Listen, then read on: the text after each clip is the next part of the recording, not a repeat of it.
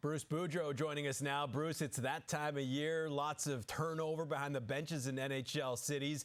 One coach in particular getting a lot of attention, Sheldon Keefe. How tough is it to be in his position, sitting in no man's land, just waiting to find out your fate?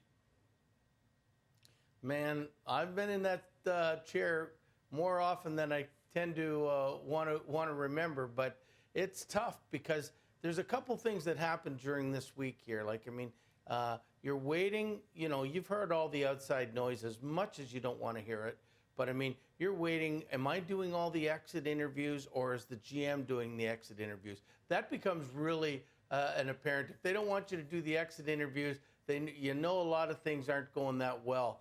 But then they have the meeting with Sheldon, and he's probably, the way it's always been with me is nobody gives you an indication other than the media and everybody else of what your status is. So he's going to have a meeting before the Friday meeting that Shanahan and Brad Treliving and Pelly are going to have with the media. So he will know his fate, I would think, by tomorrow, or if he has a meeting today or tomorrow.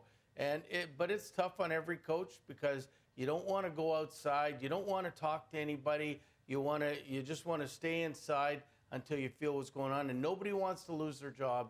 And whether he should lose it or shouldn't lose it, it's not important. You don't want to take phone calls. It's a really gut-wrenching week. The only people that you seem to talk to are the people that are involved in the organization, and you're asking them, do you know what's going on with me? Do you know what they're thinking and everything else? And nobody really says anything until it's been told. Ultimately, who do you think will end up behind the Leafs bench next year? Well, that's too tough for me to say. I have no idea. There's a lot of good coaches. A lot of good coaches coming in. It depends on what the Leafs want. Do they want an experienced guy to take this team, or are they going to blow this team up a little bit and want to bring in somebody young to grow with the team? The coaches' lives in the league now aren't that long.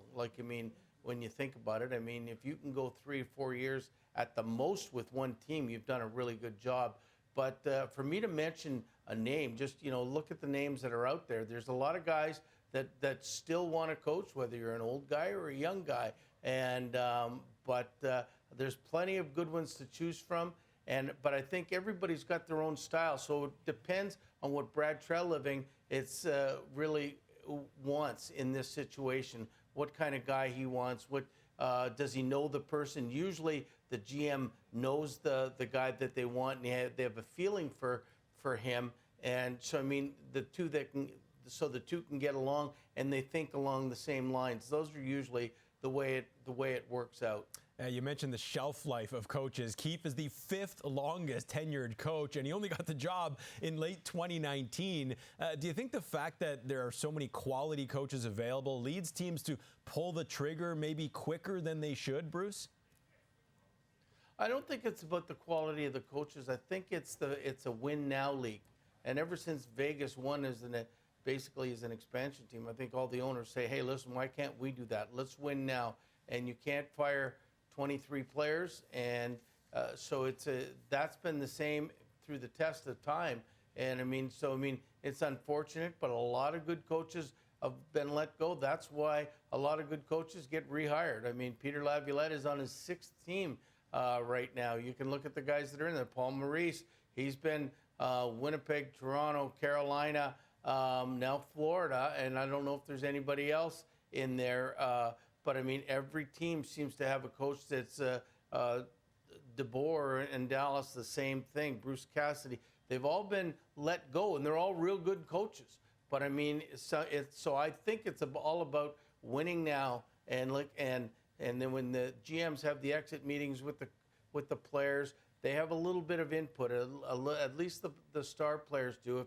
If you went in and 20 of the players said, I can't play for this guy, no matter how good he is, then all of a sudden they usually make a move. But so I don't know what they're thinking. I don't know how the meetings have gone.